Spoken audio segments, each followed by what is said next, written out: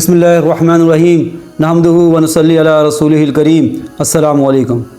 औरतों का इस्लाम में किरदार, इस हवाले से आपके सामने हज़रत सफ़िया रज़ी अल्लाह ताला अन्हा, जो कि हकीकी बहन हैं हज़रत हमज़ा रज़ी अल्लाह ताला अन्हो असदुल्लाह सैयदुश्शुहदा की, उनका एक वाक़या जो कि असदुल ग़ाबा में मौजूद है।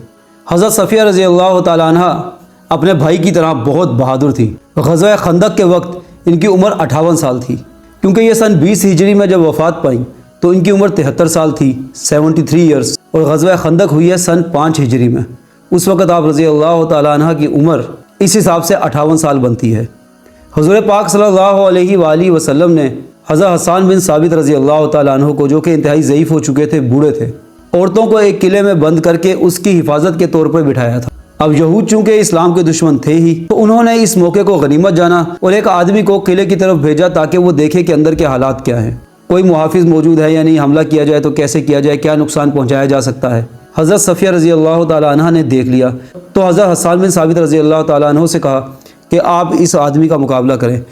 शायर रसूल हज़रत हसन बिन साबित रज़ी अल्लाह ताला अन्हु कमज़ोरी की वजह से इसकी हिम्मत ना कर सके, तो हज़रत सफ़िया रज़ी अल्लाह ताला अन्हा खुद गई, एक खैमे का खूंटा जो लकड़ी का टुकड़ा होता है उसे हाथ में पकड़ा और जाकर उस आदमी को मार मार के उसका सर कुचल दिया। उसके बाद उस यहूदी का सर काटा और किले से बाहर फेंक दिया। यहूदियों ने जब देखा तो कहने लगे कि हमें पहले से ही था, नबी सल्लल्लाहु अलैहि वसल्लम औरतों को बिना मुहाफ़िज़ों के छोड़ के नहीं जाएंगे, और यहूदी वहाँ से चले गए।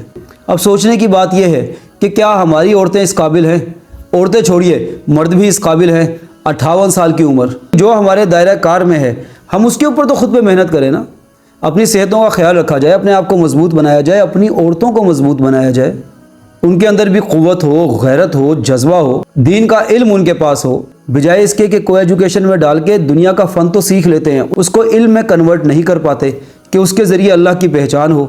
यही हाल अब मर्दों का भी है, तो वो ना दीन के रहते हैं, ना दुनिया के रहते हैं, ना खुदा ही मिला, ना वसाले सनम, ना इधर के रहे ना उधर के रहे। तो उम्मीद है ये दो रंगी छोड़ के हम यक रंगी पर आए, तो फिर दोबारा से मर्द और औरतें ऐसे कवी, गयूर और इस्तक़लाल का पहाड़ बन सकेंगे। कोशिश करें ये नाम अपनी बच्चियों का रखें ताकि इस नाम का असर उनकी ज़िंदगी में आए, और जाहिर है कि फिर किरदार पे भी मेहनत करनी है। तो ये हैं हमारे बड़े। अस्सलामु अलैकुम।